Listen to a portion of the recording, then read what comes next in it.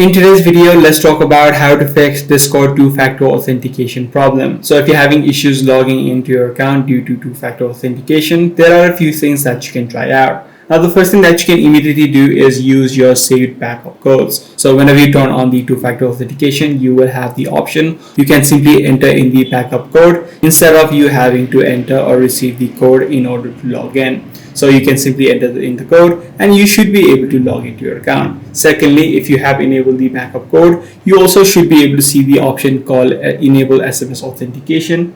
So you can simply tap on this option and you should be able to receive your code on the SMS section. But however, if you have lost access to both of your authentication app as well as the backup code, in this situation, you would not be able to do anything. You need to create a new account as the Discord support cannot remove the two-factor authentication from your profile. So only in the case that you've lost both your authenticator app as well as the backup code, you need to create a new account of Discord. So I do hope this guide video did help you out. If it did, be sure to subscribe. I'm going to see you in the next one.